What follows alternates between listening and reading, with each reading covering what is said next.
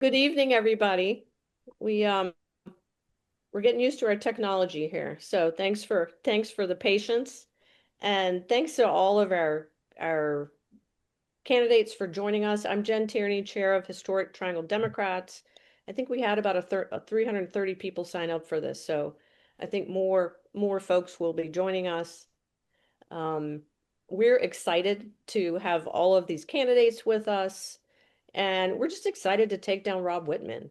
So thanks to all of the candidates for your hard work. We know you're doing the hard part of this. You're doing the part I would never do in my wildest dreams. So thank you. Um, the way this is going to work tonight, we've called this speed dating for lack of a better term because it's going to be quick, it's going to be fast. It's this tonight is not designed to tell you everything you want to know about all of these candidates. It's designed to tell you a little bit about them. The next step for us will be to invite all of the candidates to choose a date and a time to do an in-person meet and greet in our headquarters. So, with that said, Nariel Living, who is our campaigns and elections person for York and Poquoson, is going to be asking the questions. The panelists will have 1 minute to ask. There'll be a timer up in MK Square that will generally tell you the time. We're not going to tell you you have 10 seconds. We're just going to know that you're all great people and that you'll wrap it up when you hear that little ding. So without any further ado, I'm going to turn it over to Nariel. Thank you, Jen, and thank you all to all the candidates for being here. Let's get started. I'm going to ask the question and then I will call your name to answer it. Each time I ask a question, it will be a different mix of who answers when. First, introduce yourself in 1 minute or less. Erica, let's start with you. Hi, thank you all so much for having me.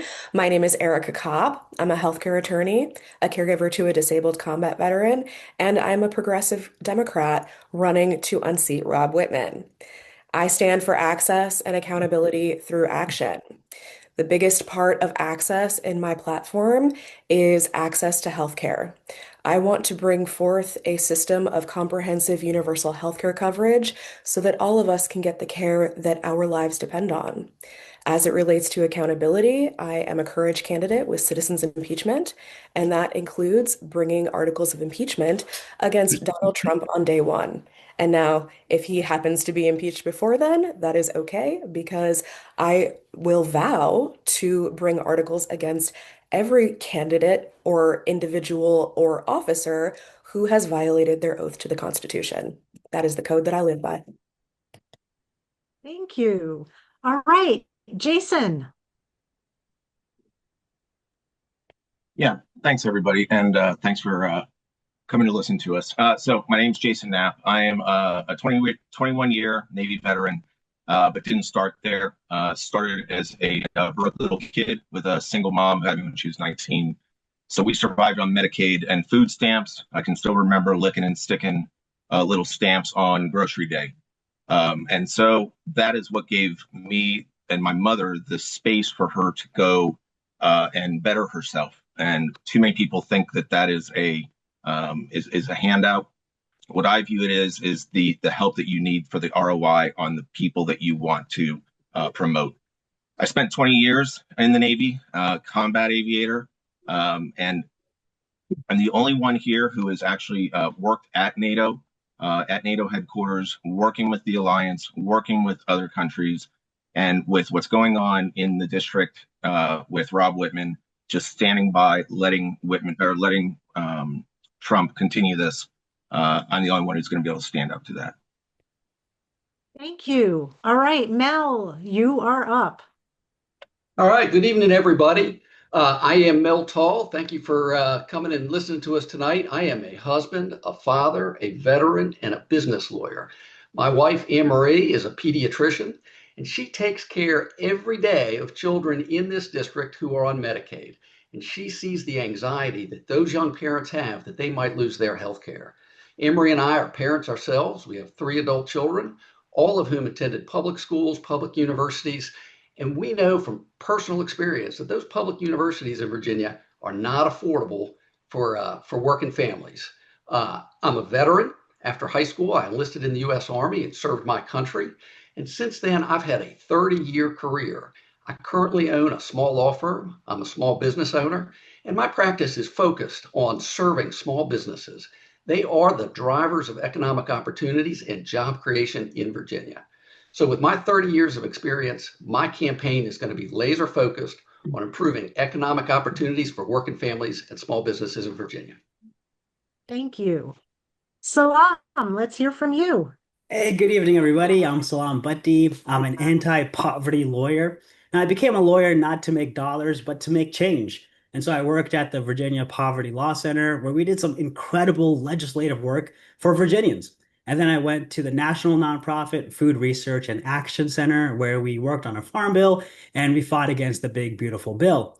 I'm married to my wife, Hina. We have two beautiful boys who are 6 and 3. And I'm running to make sure billionaires pay their fair share of taxes, we pass Medicare for all, and reform our broken campaign finance system. Thank you. Shannon, you are up. Hi. All right. Well, good evening. It's great to see everybody, or not really see everybody. I'm Shannon Taylor, and I'm the Commonwealth's Attorney for Henrico County. I was born and raised in Charlottesville, and I'm a proud UVA graduate and a proud Spider for law school. I lived in Henrico County for about 30 years, and in 2011, I ran for Commonwealth's Attorney seat, becoming the first woman and the first Democrat countywide in a generation. I think it's a very long time. As Henrico's prosecutor, it's been my job to hold people accountable. So I'm going after those people who are committing violent crimes. I'm going after the hate groups. I'm going after the fraudsters who are taking advantage of our seniors. But I'm also doing that and working to provide more equity in our criminal justice system. And I'm running for Congress because we need to talk about accountability. Washington needs leaders who can deliver some results and protect people's rights, putting families first. I'm running for Congress because Rob Wittman needs to be held accountable. Because right now, he's been doing nothing to help out the people in CD1, and he's putting his special interest first. Thank you. Thank you. All right, Tim. Hello, everybody. Thanks for having us. I'd like to thank the Historic Triangle Dems for putting this on, and also for the Herculean task of trying to keep politicians to speak for only 1 minute. So appreciate that very much, and it's also an honor to be among a lot of these impressive people that you're going to hear from today. My name is Tim Sawinski. I'm a community advocate who's fought my entire career in either community organizing or public policy related to quality education, a fair economy, and lately environmental justice as the communications director for the Sierra Club Virginia chapter.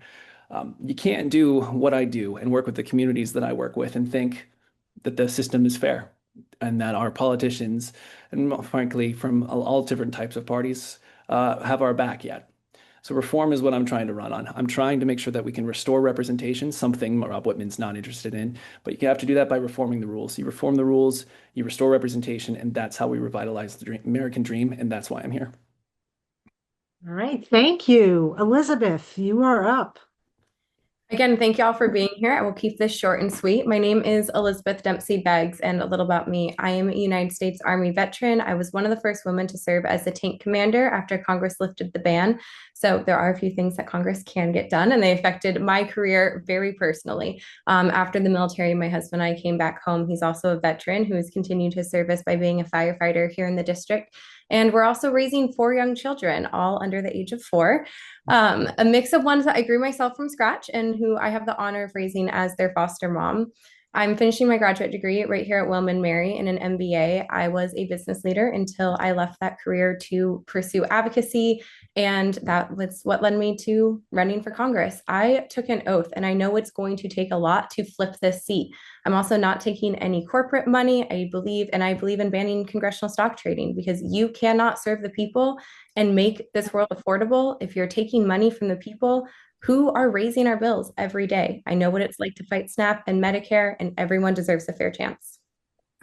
Thank you. All right, and Lewis. Good afternoon or evening. I'm Lewis Littlepage, and I'm running for Congress because government should work for people and not for special interest groups. I have spent 20 years in the Air Force, guided by duty, integrity, and country putting country first. Then I spent over 20 years as a prosecutor, working to keep our communities safe and uphold the law. I believe public safety and fairness should go hand in hand. Working families deserve leadership, lower costs of living, and with protecting Social Security and Medicare, and standing with workers and veterans and defending our democracy. I'm not a career politician. I'm a public servant, and I'm ready to serve again. Thank you. All right, next question. All of our candidates come from different places. So candidates, please tell us about the community where you live and one thing you've done to make it better. And we're going to flip it around, and this time we're going to start with Lewis. Thank you. I'm from Poquoson, southern end of the historic triangle here. I left my job as a prosecutor in Maui to come back because my mom was getting old and starting to need assistance. She was 98. She was very independent. Okay. So after I got here, I bought a house in Poquoson. I was approached by a neighbor and said, I see you're registered as a Democrat. Do you want to be on the electoral board? I said, okay, as John Wick might say, I have served, I will serve again. And so that feeling is always within me of service, love a country, and having the honor to serve it and to give back to America what it has given to me. And I consider that a blessing. Thank you. Elizabeth. I really look forward to hearing everybody's answers because I've always said if you can't make your community better while campaigning, how are you going to do that as an elected official? So after leaving the military, like I said, my husband and I chose to become foster parents when our children were 1 and 2 years old. And that really led us to navigate SNAP and Medicaid and really see how underserved that population is, and getting no response from our current leaders when we brought up these issues, especially with the big, beautiful bill. So we took that one step further and we bought a house in Hanover County, and we have been renovating it to be a safe place for all foster communities, just to provide support outside of the kids that we have in our home, meaning we're putting a barn in with an animal therapy room. We have a physical therapy room that's open for any of the other foster parents in our community. And we just put a huge play structure in the backyard, so you can just come and get a cup of coffee and complain if you need it. You need to take a break. You want to let your kids run off some energy. Everyone is welcome because we have to stand together. Thank you. Tim. So I live in Central Virginia. I've been here since 2015. I've lived all over the state, and both the city and the counties, because I'm a renter and rent keeps going up. And so we have to continually find different places. But I don't think that you can really do something unless you can teach it. And since I work in politics and political strategy and communications, I try to take that knowledge and give it back to civic groups and community groups. So I've helped people be able to navigate either the state and federal legislature, figure out procedural rules, figure out ways to leverage people power in order to make sure that leaders are listening to us. Because when leaders fail to listen to us, it's up to us, the people, to hold them accountable. And I truly believe that if we equip people with enough power and knowledge, no one's going to tolerate a lot of the BS we see in our politics. So I consider it an obligation to share my knowledge with as many people so that they can feel like that they have a voice and that their voice matters too. Thank you. Shannon. Well, as I told you all, I'm the Commonwealth's attorney. So obviously it's my job to try to make Henrico safe and hold the bad guys accountable. And for some of you might remember that we had the Klansman here in our county back in June of 2020. And when he was trying to run over the peaceful protesters, I actually was prosecuting the case. But we also found out that the laws weren't adequate. So I went to the General Assembly to work with our soon-to-be Lieutenant Governor, Ghazala Hashmi, to try to change those laws. And then, of course, in my office, I created the first human trafficking program in a prosecutor's office to protect women and children.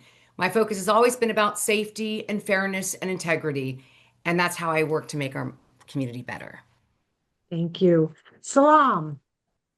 So we've lived in Western Henrico from townhouse to apartment to a house, and we're in the short pump area. And I'm a firm believer in loving our neighbors, and that love includes that none of our neighbors should be going to bed hungry. So what I did is I helped develop a screening tool that people could use to screen themselves for SNAP. And thousands of people in our district and tens of thousands of our neighbors across the state have used this to get benefits that they need. Over the past 5 years, the screening tool has also rolled out to the whole nation. So it was born in Virginia and it's rolled out to the whole nation, and over 2.5 million families have used it to unlock over $100 million in SNAP and WIC benefits. And I invite you to check it out at snapscreener.com. Thank you. Mel. Yeah, I live in Henrico County, and I firmly believe in community service. Throughout my 30-year career, I've been an advocate for children in need by serving in leadership positions at the Children's Home Society of Virginia and Henrico County CASA. At Henrico CASA, we make sure that abused and neglected children have an advocate for their needs in court. At the Children's Home Society, it's a nonprofit adoption agency dedicated to finding permanent, loving homes for children in the foster care system. For children who unfortunately age out of foster care without being adopted, provides assistance with the transition to adulthood by providing assistance with housing and transportation and life skills coaching, such as how to fill out a job application or a school application. I even served for a time as the interim CEO of the Children's Home Society while the board conducted a nationwide search for the next CEO. All right. Thank you. Jason. Yeah, thanks.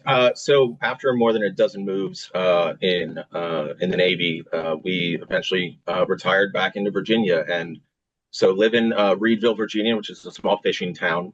But throughout my career, at every location that I've been stationed at, I've looked for opportunities to assist, whether it was creating the Reading with the Pilots program for elementary schools when we lived in Mississippi, whether it was volunteering in Brussels, whether it was working in Baghdad. In Reedville, our neighbor, he is a Korean War veteran, pretty disabled. His wife is suffering from Parkinson's and MS, as if one of them wasn't enough. And he had never even bothered to look at potential for VA benefits. And so took that time, spent hours and days and weeks because the VA is so backed up. And eventually we're able to get him through the program. And now he's receiving benefits for both he and his wife. Thank you. And Erica. Thank you. I have lived in Henrico since I was 3 years old, which has been the last 31 years. I live here, I give here, not just with my time, but also with my energy and with money. So in addition to financial contributions to charitable organizations, I also volunteer at the local food bank. My campaign has donated over 80 pounds worth of food in 2025 alone, and we are prepared to do even more than that in 2026. While I was in law school, I advocated for legislation to adopt a public defender's office in Henrico County, so that those who could not afford zealous legal representation could have it. And now, as an attorney, I also do pro bono legal work where I offer free legal services through the VCU Medical Legal Project. All right. Thank you. Okay. Next question. What is the one thing you would propose to help lower costs for Virginians? And this time, let's start with Salam. I met Patricia at Staples and she looked very down. So I asked how she was doing. And she said she doesn't really know what's going on in the world because she's working 2 jobs. And I asked, is one of those jobs just to get healthcare? And she said, yes, her day job. So what I would do to help lower the costs is Medicare for all, and it would lower costs. As of last year, when we had healthcare subsidies, we would have to put in 9% of our income towards healthcare before subsidies kicked in. With Medicare for all, that would be 4% of our income. So which is more, 9% or 4%? Clearly the 9%. So Medicare for all would truly help reduce costs, not just for Virginians, but for all Americans, because it would only be 4% of our income. This would also be an economic boom for entrepreneurs. HR staff would be relieved of a huge part of their duties. Medical providers and the staff could also focus more on patient care. So that's what I would do. I would pass Medicare for all. Thank you. Elizabeth. Absolutely. So the first thing I would do to have a quick impact that we could implement and lower your bills immediately is investing in clean energy, because we know it is the most efficient and the least expensive way for us to power our homes. This is also something personal coming back to foster care. So many removals are due to this category of neglect, and a lot of that comes down to finances. The reality is, we live in a world where being politically engaged is a privilege because we are trying to survive. And these systems, SNAP, Medicaid, WIC, we make them so incredibly complicated and inaccessible that most people don't even use them already. So there's so many things we can do, and there's so many areas that we need to make things more affordable. But the number one is making sure that we can lower our power bills, because you can be doing pretty good one month, but your rent goes up and then your power bill goes up, and all of a sudden your lights are turned off and your kids are getting removed from your home. Thank you. Tim. Thank you. I associate myself with both what Salam and Elizabeth have said, but there's another point of it, and I'm glad this was touched on, and that's housing. Affordable housing is becoming a crisis as one of the most key pieces of the affordability crisis America and Virginia are facing right now. And we have an answer that is build more homes, and that is one piece of the equation. The other side of it is corporate greed. 25% of all single-use housing was bought by corporations at the end of 2024. My plan is to make sure that we can outright ban that type of practice, because where people live, where people call home, that should not be part of an investment portfolio. But if we can't ban it, then we might as well tax them. There should be a tax punishment, not a tax incentive like a lot of landlords and corporations get to exploit right now. We unlock housing, we can unlock the American dream, but we can't build our way out of a crisis that Wall Street has helped perpetuating. Thank you. Jason.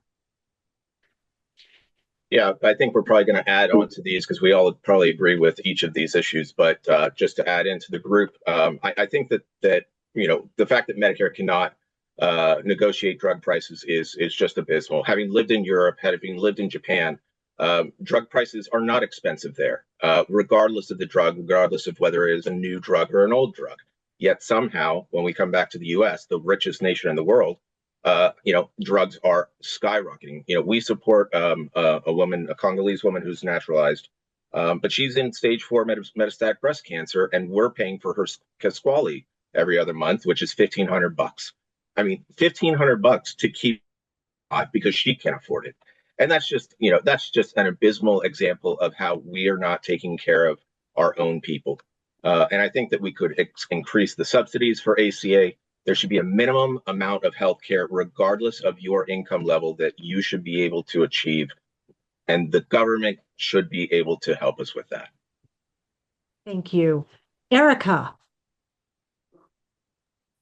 Thank you. And agreeing with Jason, my idea is going to touch a little bit upon some things that people have already shared. But I think one thing that we need to accomplish is being able to both tax the rich and to close loopholes in the IRS tax code, because there are a lot of wealthy corporations that don't pay their fair share in taxes. One example is Tesla. In 2024, they made over $2 billion in profit and paid $0 in federal taxes. Now, my household of two, who made less than $200,000, we paid more in federal taxes than the multi-billion-dollar corporation that is Tesla. And that to me is absolutely wrong, and it needs to change.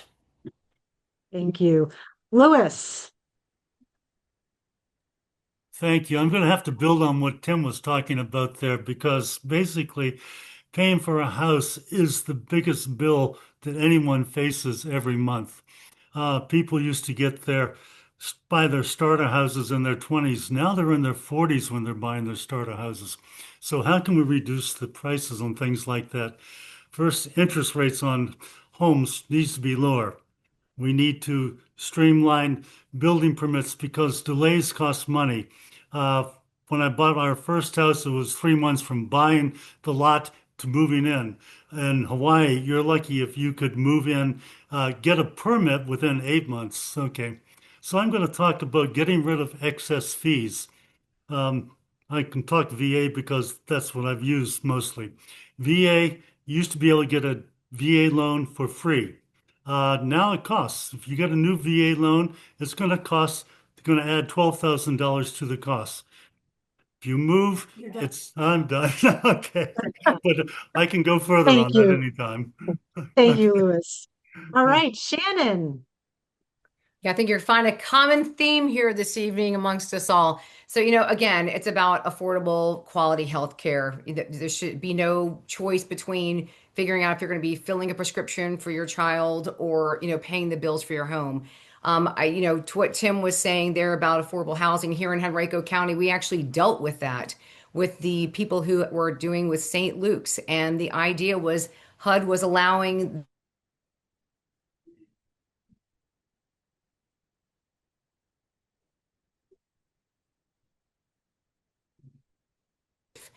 so it's about making sure that our departments are doing the jobs they're actually supposed to be doing.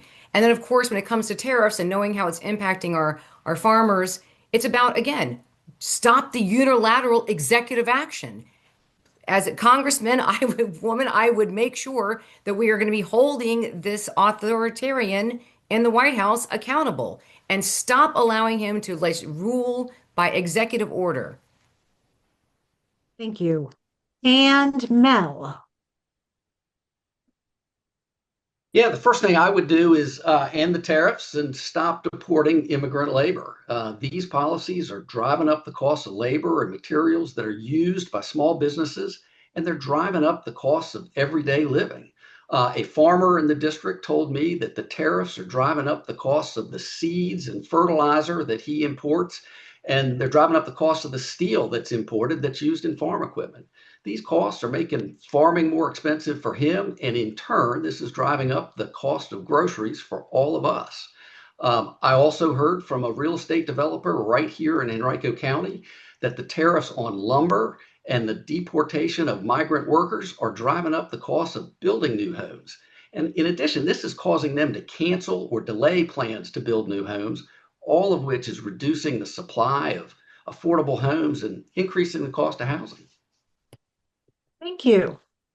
Okay, next question. Candidates, we know that there is a lot of work to be done, but what is the one issue that you are most passionate about? And Mel, we're gonna start with you again. Great. An issue that I am passionate about is government ethics reform and campaign finance reform.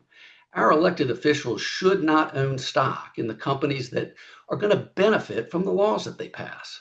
Rob Wittman has grown his net worth by an astonishing $4 million while serving in Congress as a public servant. He has made that money by trading stocks on inside information that he's gained from his congressional committee meetings. That would be illegal if any of us traded on inside information, and we'd be in jail. It should be illegal for our representatives in Congress to do that. In addition, our elected officials should not accept money from companies that they regulate. I, for one, will not accept money from Dominion Energy. The issues around energy are too important. People should not have to worry if their congressperson is working for the energy company or working for the people. Thank you. Okay, Shannon. Well, there's a lot to be passionate about in this time right now in this race, but the way that the president, mocks affordability is just really, it's just offensive because that's what people are talking about, the cost of living. We must do everything in our power to bring down the costs. And of course, we're talking about the healthcare costs. We talked about that in the previous question, make it that affordable healthcare. And the other thing I will tell you about is the rule of law. As a lawyer, and again, following the Constitution, the fact that we currently have an administration that does everything that it can to shred the Constitution, we've got to have leadership to hold them in check and let's having some committee hearings and bringing some people and subpoenaing them and asking them why they're violating the Constitution. That's what I'm passionate about. Thank you. Lewis. Thank you. There are many issues, but what I'm going to talk about is immigration. Biden and Obama each deported over 200,000 people every year. Trump wants to do 1 million. It won't work. And I'll tell you why. Our immigration and visa systems are broken. Last year, it's been over 40 years since we've had an update to our immigration and visa system. It won't work because I'll give you an example. The U.S. Department of Labor says that the average farm worker in America makes a little under $3,000 a month. The average farm worker in Mexico makes less than $150 a month. A farm worker from Mexico can come to America and make more in 1 month than he can make in 2 years in Mexico. So we need a total overhaul of our immigration and visa system. Thank you. Thank you. All right, Erica. Thank you. There are absolutely so many issues to be passionate about. One thing that I see both in my personal and professional life is healthcare. As both a healthcare attorney and a caregiver, that is something that I live and breathe every single day. And so what I believe that we can do is we can have a comprehensive universal healthcare system through the expansion of federal Medicaid legislation. And we can pay for that by a combination of a progressive wealth tax on Americans earning more than $10 million per year, by closing loopholes in the tax code so that taxes that are income, rather, that income doesn't go to offshore accounts. And I think that we could make it work. All right, thank you. Jason. Yeah, thanks. For me, it's really accountability, which is somewhat abstract, but for me, it's personal. So, I mean, I grew up, like I said, on Medicaid, and I had to watch my mom make choices on what we were going to do, whether it was dinner, which was half a can of tomato soup and spaghetti, and her feeding me with her food so that I went to bed with a full tummy and she went without. I spent 21 years, scaring the bejesus out of myself at night behind boats. The reason is because I believed in supporting defending the Constitution. I'm now a dad with 3 little ones of my own, a 4-year-old boy and 2 girls, 8 and 9. Those little girls have fewer rights today than on the day they were born. And that's not what I spent the last, 2 decades fighting for. I thought we were fighting for more opportunity, greater rights, and more safety, and we're getting the exact opposite. And Wittman, he's lauding the administration with this. He's cheering it on. He is accepting the fact that lawlessness is the way of the world in this country right now. Thank you. Tim. Inequality, not just from dignity and rights, although we have that. And I'm glad Jason mentioned what the Supreme Court has done. Glad that we are talking about a lot of the issues that mostly impact people of color and people in poor areas. Inequality is a massive problem, but not just from the right section, not just from dignity and justice, which we're Democrats. That's what we're supposed to be fighting for. Those are the values that we're supposed to represent, but also income inequality. The middle class is shrinking. In fact, if you ask a lot of people, especially the people we talked to in the campaign trail, it's no longer a middle class, it's a just getting by class. And the reason that is because we have inequality in representation as well. Not just from the obvious, from where your background is or how much money you make, but the money part and how corporations get so much of what they want because they can buy influence instead of earning it. We have to address inequality across the board, and that starts with campaign finance reform. That starts with making sure people can pay their fair share, and it starts with us as a party fighting for the things that we all know and believe in. Thank you. Salam. I like solving the root of the problem as opposed to attacking symptoms. So to really get the ball rolling on affordability, which is the crisis of our time, we really need campaign finance reform. And when corporations and foreign interests are funding politicians, that prevents the change that we need. So we'll never truly have affordable healthcare or affordable energy or affordable groceries if those PACs are funding the people in office. Now, we have plenty of money to blow up schools or hospitals in Gaza and none to provide resources to teachers in Williamsburg or to fund hospitals in Lancaster County. And that's because you follow the money and it'll tell you where it leads. Politicians are being funded by the military-industrial complex, by AIPAC, by corporate interests, and that's why we can never really get common sense policies through. Thank you. And Elizabeth. Absolutely. So the number one thing I'm most passionate about is why I entered this race, and that is because I took an oath to defend the Constitution, and it has constantly been under attack under this administration.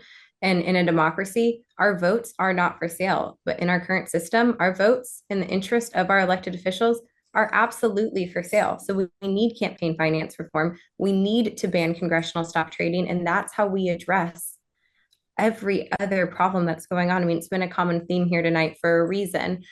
If you have an elected official who's holding stock or whose campaign is being funded on you, they're not fighting for you. They're fighting to make themselves rich or to get reelected. And that's a problem because that's not working for the people and that is selling our votes out. And the other side of that is we have a world in which my daughters have less rights than I did. And I absolutely refuse to be quiet about that and to see the abuse of power deporting the people who make this world great. And I'm out of time, but. Thank you. All right, next question. Candidates, what does the term American Dream mean to you? And how do you believe you can help people achieve it? And this time we're going to start with Jason. Yeah, thanks. Honestly, it's work hard and play by the rules. You take care of your family, you have a fair shot in getting ahead. I mean, I think that's the dream, and that's the dream that I got to live. My mother and I were broke. We needed help, and we got it. And with that, my mother had the space and benefit to go to night school, learn how to program, and then got picked up by one of her, to work at JPL by one of her adjunct professors. And then she went on to work at NASA. I think that's a pretty good return on investment for, a couple meals a day for a few years. I think that's what we need to be focusing on, is that the American dream is not about just, becoming filthy rich overnight. It's really about getting the actual space. It's not a handout, it's space to do the things that need to be done so that you can be successful and can return back to a working society and return that back to the American people. Thank you. Tim. This was the hardest question to think about because there's a lot of people who will say, and they're probably right too, it's being able to work hard and succeed. And that's it.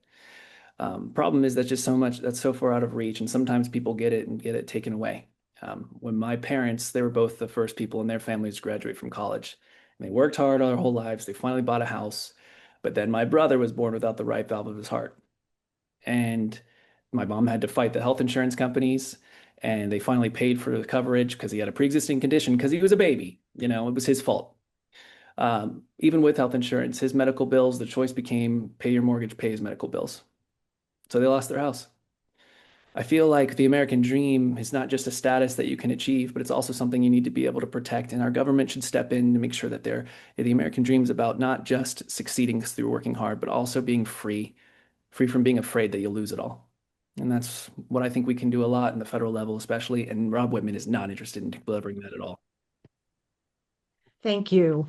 Elizabeth. The American dream to me is going to look different than it does to you. And that is the beauty of what the American dream is. It is the freedom to pursue what dream you have, whether that is being an artist and contributing that way, whether it's becoming an attorney, whether it's raising children, whether it's living on a farm or living in the city or traveling. The dream looks different to all of us. And for that to be possible, we have to create the space where people are not in survival mode. There's no reason where a child born into poverty doesn't have the same opportunities as a child born into an expensive zip code. The child's not any less smart. They're not any less capable. They should have the same opportunities. So when we create these opportunities, when we make the space that people aren't just trying to survive day to day, working multiple jobs, they get to live out the American dream and they get to pass that dream on to the next generation to make something great. So the dream for me is different than the dream to you. And that's what's really cool. And we need to protect that. Thank you. Salam. Yeah, I believe the American dream is enshrined in the preamble of the Constitution. And it talks about a land of democracy with justice, peace at home, and your basic needs met so that we are free to succeed in however we would like, in the Thomas Jefferson way of, hey, if it's not picking my pocket or breaking my leg, then why should I care? And that success should benefit society and our progeny. That's the American dream to me. And I'll help people achieve that American dream through our campaign priorities of campaign finance reform, Medicare for all, and ensuring that billionaires are paying their fair share of taxes so that the holes in our government's budget are filled, where our elected officials are acting in the people's best interests instead of their net worth, and where we are not indentured servants to corporations just so we can go see a doctor. Thank you. Erica. I like a lot of what everyone has said. I would like to add to it as well. The American dream to me is doing what makes you happy, of course, within the confines of the law. Now, I know that there are quite a few people who don't necessarily have the opportunity to do whatever makes them happy for their line of work because they have to work to get benefits. They have to work to pay for health insurance. So if we can have a government that invests in the people, a government that provides the basic items that we need, like healthcare, we can have a system in which people can go and do the thing that makes them happy and contribute to society in the way that is best suited for them. Thank you. Louis. Well, the American dream to me is basically the land of opportunity. It's a chance, an opportunity to succeed if you work hard and not be oppressed by government. It's enshrined, I think, best on the plaque at the Statue of Liberty. Give us your tired, your poor, your puddled masses yearning to be free, your wretched refuse of the teeming shore. That was not part of the Statue of Liberty when it was given to us by France. It was added a quarter of a century later by Americans who realized that that is what we represented to the world, and it still should be what we represent. Thank you. Shannon. Again, kind of like a common theme, so the American dream is to give, young people an opportunity to see what it is they want to be. So to figure out what is the opportunity to achieve those goals. And of course, to have opportunity, it means to have training and resources to even get there. Opportunity can also be to like express yourself and to love who you want to love and be who you want to be. The reality is that everyone deserves that opportunity. And what we've been talking about tonight is Congress has a role to play to ensure that people have a fair shot to pursue their dreams, whatever they may be. And like we've all been recognizing, they're not doing that. And Rob Wittman's not doing that. Thank you. And Mel. Yeah, I think we're seeing a theme here. I think the American dream boils down to one word, and that's opportunity. I grew up in a middle-class suburban family.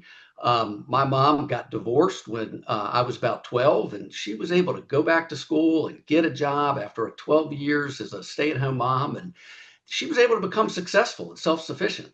I think that's almost impossible to do these days. So my campaign is going to be laser focused on improving economic opportunities for working families and small businesses throughout Virginia. And we're going to do that by focusing on the affordability of everyday living, things like the affordability of groceries and housing and healthcare and energy. And on the other side of the affordability equation, we're going to work on creating good, well-paying jobs and careers and making sure that every Virginian has the opportunity to attend a good, quality, affordable public school or public university or vocational training so they can get those good, well-paying jobs. And I'm going to make sure that childcare is more affordable and available so people can stay in those good jobs. Thank you. All right, candidates, next question. This is a fun one. If you had an extra $10 million to help the people of the 1st Congressional District, what do you believe would be a good way to spend it? And we're going to start with Tim. It's food banks, distribution centers, and mutual aid. $10 million is a lot, and sometimes it's also not. I wish it was enough to fund healthcare that's being cut right now. I wish it was enough to revitalize small businesses and grow the middle class, but it's not. But $10 million can go a long way. According to Feeding America, 80,000 people in 2023 qualified in the going hungry, food insecure. The vast majority of those people are seniors and they are children. That's unacceptable. And since it was 2023, I can guarantee you it's only gotten worse. we're running for office because we want to make people's lives better. And sometimes that means the odds might be against us, but we do the most good with what we have. And if I had $10 million, that's, I think, what the most good could do. Because fundamentally, we can't do everything we want to do right away, but we can make sure people are hungry. And by caring about, don't go hungry. And by caring about that, that's my form of patriotism. I don't have to know you. I don't have to be connected to you somehow. I just want my fellow neighbors to be taken care of and be okay. Thank you. Louis. Well, what I think it's the $10 million should go towards is pretty much rural healthcare. First Congressional District has a lot of rural areas, and basically what we need is basically some mobile healthcare units to be able to go and take care of people in the field there, to serve the areas that they can't get to. People in rural areas usually have to travel a long way to get to medical care or even mental care. So we need to partner with our nonprofits and local agencies to more or less help this. We need a way to reduce our emergency room usage, have earlier diagnosis and better chronic care management. And this will work well particularly for older adults and low income with things. Along with that, we're going to need to have improved transportation. So we should have community shuttle services between rural areas and towns that have local clinics. Thank you, Louis. Shannon. Again, that theme, I'm going to kind of piggyback again on what Tim was saying about healthcare and about what $10 million looks like or doesn't look like to make that difference. But, when we were up there in the Northumberland area and we went to the Northern Neck Healthcare Clinic, we heard about a patient that was showing early signs of heart failure. But because they couldn't even afford the health insurance, they couldn't even get the test to confirm the diagnosis. And that seems really, really unfair and actually just obscene, right? So we've got to do a better job to make sure that we're investing funding for our rural healthcare communities to have access to care and to work down on keeping the cost lower so that people can pay for pharmaceuticals and pay for services. What I loved about the Northern Neck Health Clinic was that it was a kind of a one-stop shop, right? It was medical and dental and mental health and pharmaceutical all under one umbrella. We need to have more of that investment. Thank you. Mel.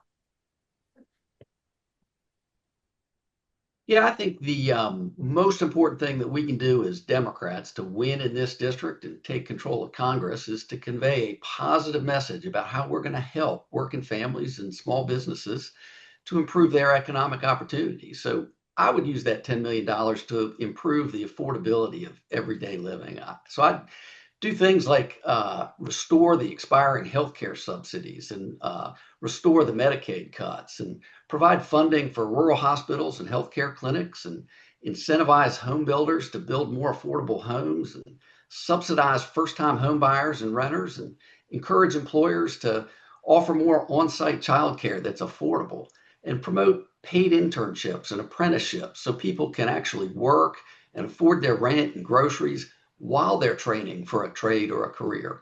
I recognize that $10 million isn't going to go very far to all those things, but it would certainly be a good start. Thank you. Elizabeth. Absolutely. So again, recognizing $10 million sounds like a really big number, but the reality is it could get wasted pretty quickly if it's not wisely invested. That's why we would need to use it to invest in things that can continue to grow and not just be a one-stop, one-time solution Band-Aid. We've been spending a lot of time out here in the Northern Neck and a lot of the rural areas of our district, and so much what you've already heard, we need investment in infrastructure here. So many people today alone have told me they have been so neglected, even by Rob Wittman, these red areas, just incredibly neglected in their infrastructure.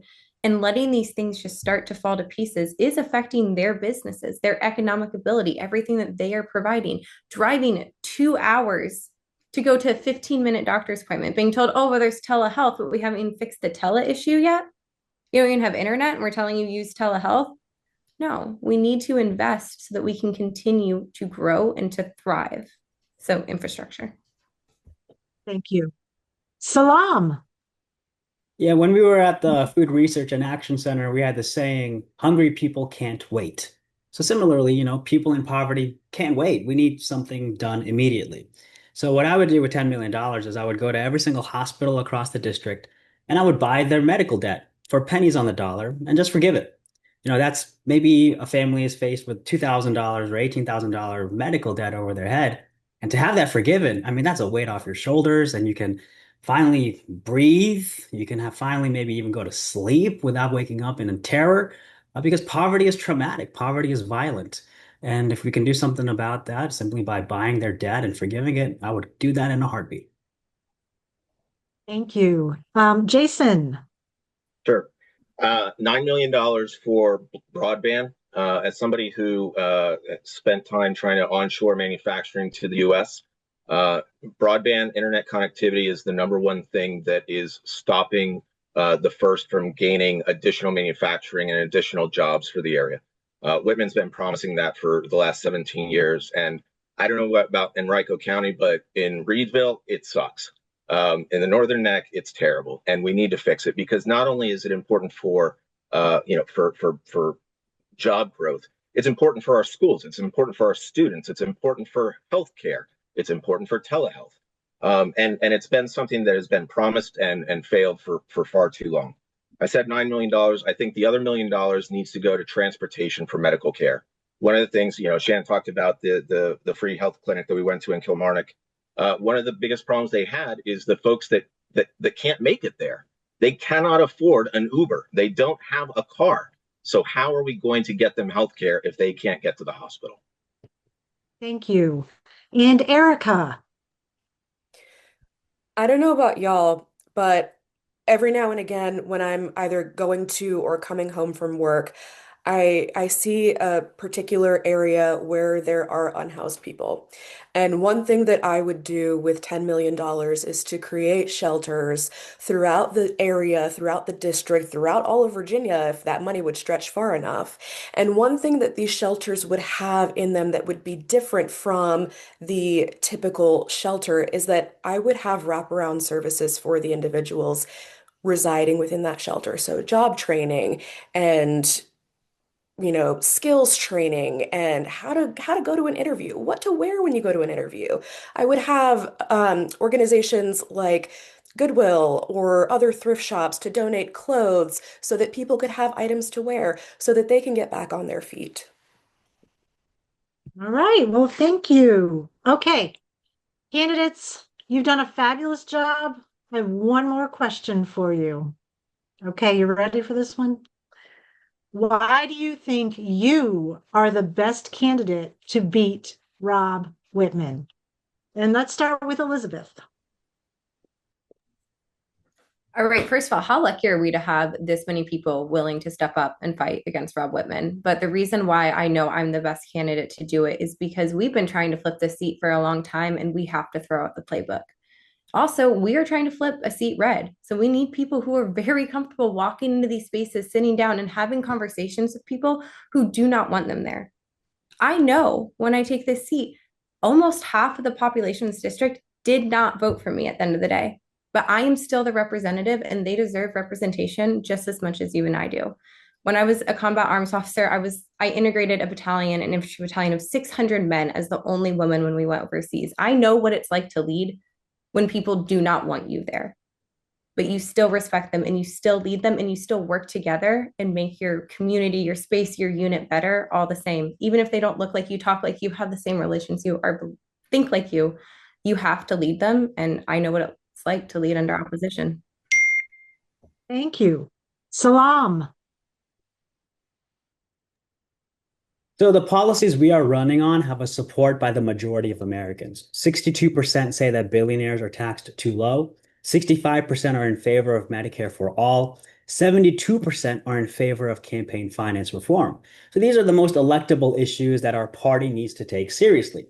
And I'm the only advocate in the race, let alone the nation, to have united Republicans and Democrats to vote unanimously to expand SNAP. Now, I've experienced before the state legislature in drafting bills and leading coalitions when I was at the Virginia Poverty Law Center, and I've helped congressional Democrats fight the Republican farm bills and the big, beautiful bills, which are things that we are seeing come out now.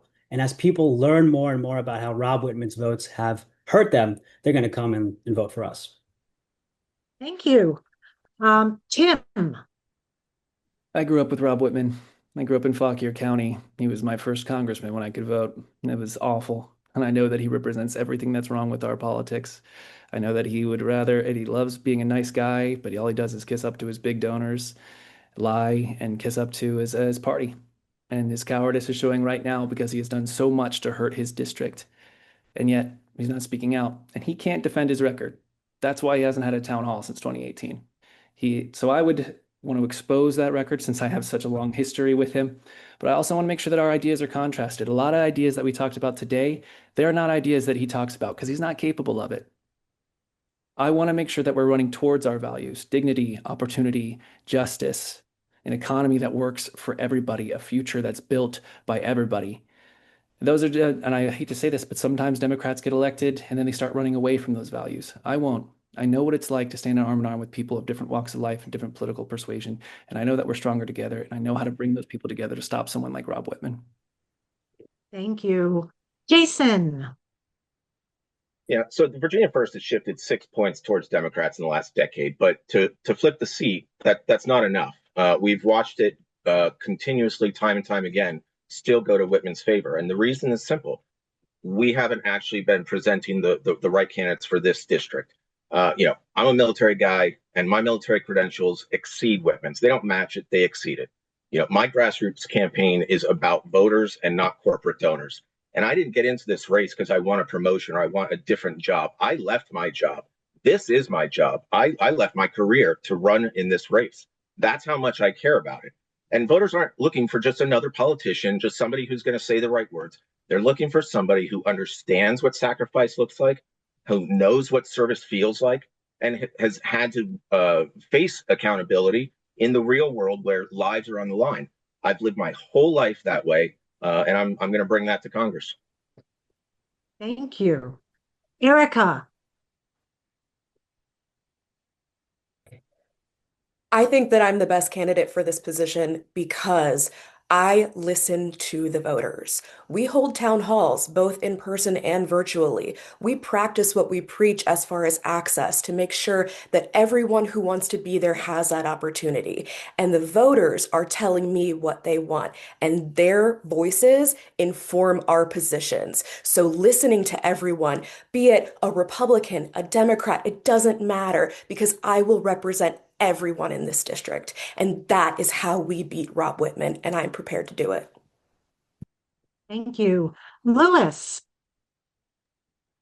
Well, I'm the best one because I'll take Rob Wittman on. Nobody should ever vote for this man again. This man violated his oath to uphold and defend the Constitution. In 2020, there were two conspiracies: the January 6th conspiracy, there was the rioters, and there was the false electors. Now, Article 2 of the Constitution says the state legislatures appoint the electors to vote for the president. The big prize was Pennsylvania with 31 electoral votes. Democrats won, Republicans appealed. They lost. When it came to voting, Wittman did not vote to seat the authorized electors. He voted against them. He voted to clear a path for the false electors. You can't have a conspiracy on the outside unless you have a conspirator on the inside. Thank you. Mel. Yeah, so the good news is this is the right year for the right candidate to defeat Rob Wittman. The voters are very disillusioned with Rob and his policies. The challenges, you all know, are that parts of this district are still very conservative, and Rob has won every one of his elections by a substantial margin against some good quality traditional Democratic candidates. So if we want to win in this district, we need to do something different. We need a different kind of candidate, and that's why I'm running. I'm a veteran who's going to appeal to the veterans in the district. I'm a small business owner. I'm going to appeal to the farmers and the fishermen in the district. And I'll even appeal to the independent voters and even the moderate Republicans who are also frustrated with the chaos that's coming out of Washington these days. We're going to need their votes, and they're looking for a candidate that they can vote for. So let's give them one. Thank you. And Shannon. And last but not least, so look, the reason why I'm going to be able to defeat Rob Wittman is because I've flipped a seat before. I've done this before, back when Eric Cantor was the majority leader, and I can do it again. My record speaks for what people are looking for. They're looking for accountability and public safety and standing up for families. When people come to my office looking for justice, they don't ask they don't ask my politics, and I certainly don't ask their politics. If they're a Republican or an independent, I just support them and do what is the right thing. So I'm going after people who take advantage of the community members, and I hold them accountable. People are tired of what Rob Wittman has been doing for his self-serving corruption. I know how to hold people accountable. I've been doing it for 15 years, and now it's his time. I know how to talk to independents and Republicans without losing our democratic values. That's how we will defeat Rob Wittman. Thank you all so much. I am very excited that we are going to defeat Rob Wittman, and you have all provided some fabulous answers. The next step is that we'll let everybody know. We'll set up meet and greets at our office. Jen, Tierney, are you still with us? I'm still Did you want to here. say anything? Just not much more to add. To thank you all. Tim, everybody did really well with the 1 minute format. I think we're on to something. Get rid of the fluff, zero right in on the business, and you all did that, and we are really grateful. I think there's so much unknown about this race with potential redistricting, but I think what we do know is that we have some fantastic Democratic candidates, and that is exactly where we want to be. So thank you all for doing this, and we'll be back in touch with everybody once we get the events scheduled, the meet and greet scheduled in our headquarters. So good night, all.